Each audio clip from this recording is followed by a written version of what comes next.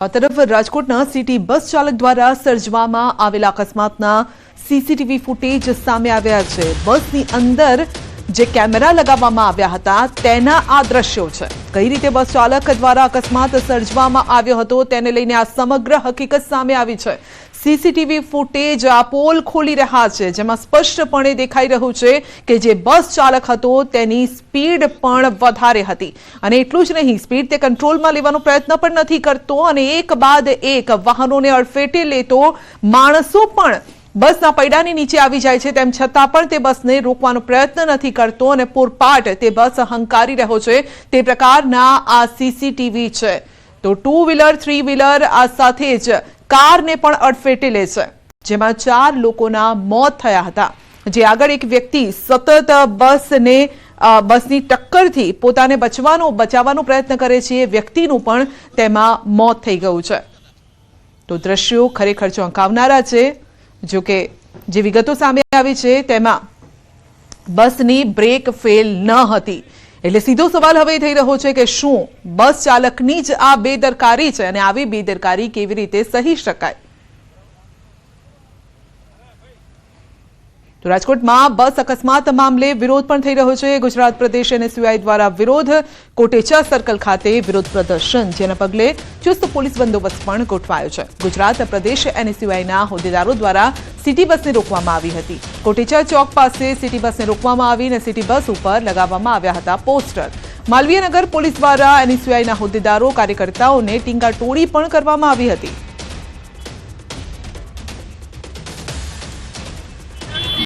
भयंकर अकस्मात करी अने लोको 4 થી निर्दोष लोकोना जीव गया छे। क्यांक आ राजकोट म्युनिसिपल कोर्पोरेशन यमराज बनीने आ राजकोटना रोड पर रखड़तुं होय एवी रीतना वारंवार लोकोना जीव गुमावी रह्या छे। त्यारे आज अमारो विरोध छे के भाई आ बस ड्राइवर उपर, जेना कोन्ट्राक्टर उपर, बधा उपर कड़कमां कड़क पगलां लेवामां आवे। राज्यમાં રફતારના રાક્ષસો થંભાનું નામ નથી લઈ રહ્યા। રોજે રોજ ગમફાર અકસ્માત સર્જાતા જાય છે। દ્રશ્યોમાં પણ જોઈ શકાય છે કે રસ્તા પર જાણે કે બેફામ વાહન ચાલકોનું રાજ ચાલી રહ્યું છે। તો એક બાદ એક અકસ્માતની આ ઘટનાઓ અમદાવાદ, તપોવન સર્કલ, આ સાથે આણંદમાં ડ્રિંક એન્ડ ડ્રાઈવનો કેસ સામે આવ્યો છે।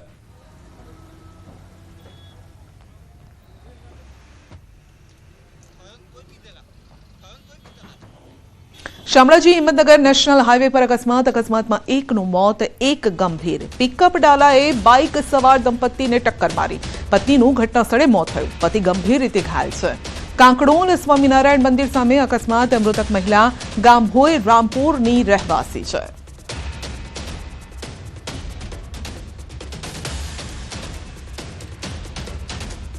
વલસાડ જિલ્લાના પારડીના મોતીવાડામાં આવેલી એક કંપનીમાં આગ લાગી હતી। સેનેટરી પેડ બનાવતી કંપનીમાં આગ લાગતા જ દોડધામ મચી ગઈ હતી। ઘટનાની જાણ થતાં જ પોલીસ અને ફાયર બ્રિગેડની 2 ટીમો પણ ઘટના સ્થળે પહોંચી આગ પર કાબુ મેળવવા માટે પ્રયાસ હાથ ધર્યો। જ્યારે કે કંપનીમાં આગ લાગી એ વખતે 50થી વધુ કામદારો કામ કરી રહ્યા હતા। કોઈ કારણસર આગ લાગતા કંપનીમાં દોડધામ મચી ગઈ। કામ કરતા કામદારો તાત્કાલિક બહાર દોડી આવ્યા। આ ઘટનામાં કોઈ ઈજા કે જાનહાનિ નથી થઈ, પરંતુ આગ લાગવાનું કારણ હજુ સુધી નથી જાણી શકાયું।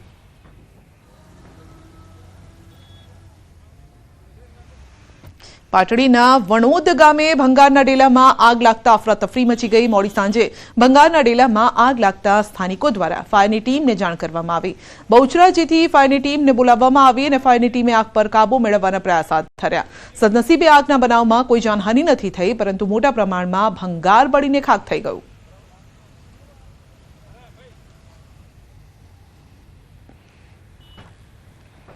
સુરતના ડિંડોલી વિસ્તારનો વિડીયો વાયરલ થયો છે। ચા કોર્નર પર તોડફોડ અને પથ્થરમારો, તોડફોડની ઘટના સીસીટીવીમાં કેદ થઈ છે। લૂંટના ઈરાદે અસામાજિક તત્વો ઘૂસ્યા હોવાની વાત સામે આવી।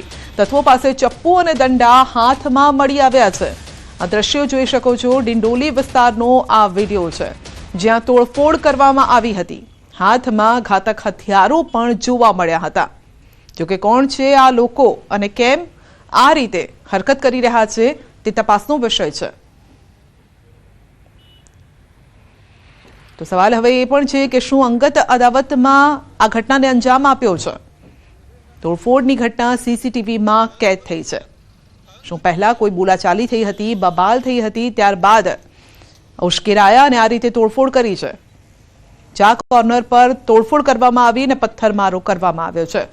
જો કે એક તરફ પોલીસ અસામાજિક તત્વોને પાઠ ભણાવી રહી છે અને બીજી તરફ સરઘસ કાઢી રહી છે અને તેમ છતાં પણ આ પ્રકારની ઘટનાઓ સામે આવે છે. વધુ અપડેટ મેળવીશું સંવાદદાતા કીર્તેશ પાસેથી. જી કીર્તેશ, આખો મામલો શું છે? બિલકુલ સંજય, સુરતના ડિંડોલી વિસ્તારની ઘટના છે. મલ્હાર ચા કોર્નર પાસે તોડફોડની ઘટના બની છે. રાત્રિના 3 વાગ્યાની આજુબાજુ કેટલાક કિસ્સામાં લૂંટના ઈરાદે આવ્યા હતા અને અસામાજિક તત્વો દ્વારા અહીંયા જે રીતે લૂંટ કરવાનો પ્રયાસ કરતા સામેવાળી વ્યક્તિ કે જેની દુકાન હતી તેને પ્રતિકાર કરવાનો પ્રયાસ કરતા અસામાજિક તત્વોએ દુકાનમાં તોડફોડ કરી હતી. સમગ્ર ઘટના સીસીટીવીમાં કેદ થવા પામી છે અને સીસીટીવી હવે સોશિયલ મીડિયામાં વાયરલ થયા છે. ગઈકાલે વાત કરવામાં તો વરાછા વિસ્તારમાં પણ આ પ્રકારની ઘટના બની હતી. પોલીસે આરોપીઓને પકડી પાડી આરોપીઓનું સરઘસ કાઢ્યું હતું, રિકન્સ્ટ્રક્શન કરવામાં આવ્યું હતું. ત્યાં તો ફરી એક વખત સુરતના ડિંડોલી વિસ્તારમાં આ પ્રકારની ઘટના સામે આવી છે. સુરત પોલીસ ગુનેગારો પર જેટલી લગામ કસવાનો પ્રયાસ કરે છે, જેટલા ગુનેગારો બેફામ બની રહ્યા હોય તેવું આ ઘટનાઓ પરથી સાબિત થઈ રહ્યું છે. જી, આપનો આભાર. ફક્ત સુરત જ નહીં, અમદાવાદમાં પણ અસામાજિક તત્વોનો આતંક જોવા મળ્યો છે. રખિયાલમાં અસામાજિક તત્વોના આતંકનો વિડીયો વાયરલ થયો. મોમીન મસ્જિદ પાસે યુવકને મારતો વિડીયો વાયરલ થયો છે. હાથમાં ધોકા અને ચાકુ રાખી યુવક પર હુમલો કર્યો છે. મારામારીની ઘટના સીસીટીવીમાં કેદ થઈ છે. તો દ્રશ્યો આપ જોઈ શકો છો કે હાથમાં હથિયાર જોવા મળી રહ્યું છે. મારામારીની આ ઘટના સીસીટીવીમાં કેદ થઈ છે. અમદાવાદના આ દ્રશ્યો છે. તો જાહેરમાં આ રીતે મારામારી કરી રહ્યા છે.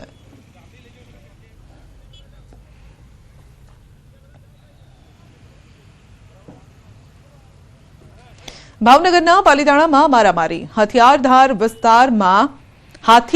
વિસ્તારમાં મારામારીની ઘટના બની છે. મારામારીની ઘટનામાં 8થી વધુ લોકો ઘાયલ થયા. રૂપિયાની લેતી દેતી મામલે બબાલ થઈ. મારામારીમાં ઇજાગ્રસ્ત તમામ લોકોને પ્રથમ પાલીતાણાની સરકારી હોસ્પિટલ ખસેડાયા. મારામારી ઈજા પામનાર 5 લોકોને વધુ સારવાર અર્થે ભાવનગરની સર્ટી હોસ્પિટલમાં ખસેડાયા. પાલીતાણા ટાઉન પોલીસે બંને પક્ષે ગુનો નોંધીને તપાસ હાથ ધરી.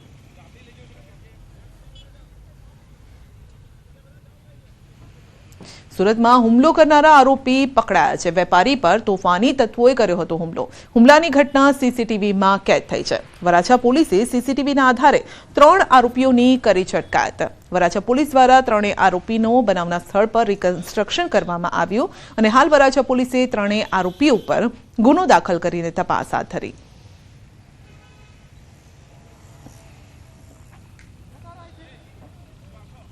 સુરતમાં હત્યાની ઘટના બાદ પોલીસ સતર્ક બની છે. અસામાજિક તત્વો પર લગામ લગાવવા કોમ્બિંગ હાથ ધર્યું છે. પોલીસે કેટલાક વિસ્તારમાં કોમ્બિંગ હાથ ધર્યું. કાપોદ્રા પોલીસ સ્ટેશન હદ વિસ્તારમાં દીનદયાલનગર નજીક હત્યાની ઘટના બાદ પોલીસનું કોમ્બિંગ કૃષ્ણાનગર વસાહત, દીનદયાલનગર વસાહત, રામનગર વસાહતમાં કોમ્બિંગ કરાયું છે. અસામાજિક તત્વોને પોલીસ દ્વારા કડક સૂચના પણ અપાઈ છે કે જો ફરી આ પ્રકારની ઘટના ઘટી અને જેમાં જો તેમની સંડોવણી સામે આવે તો વધુ કડક હાથે કાર્યવાહી કરવામાં આવશે.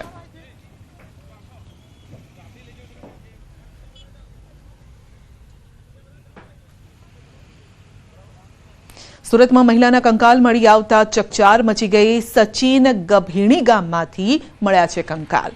ગોધરામાં લપેટાયેલી હાલતમાં મહિલાનું કંકાલ મળી આવ્યું છે. મહિલાની હત્યા બાદ લાશને લપેટીને ફેંકી દીધી હોવાની આશંકા છે. હત્યા બાદ લાશને ખાડીમાં ફેંકી દીધી હતી અને લાશ તણાઈને આવી હોવાની આશંકા છે. ઘટનાને લઈ સચિન જીઆઈડીસી પોલીસે તપાસ હાથ ધરી છે.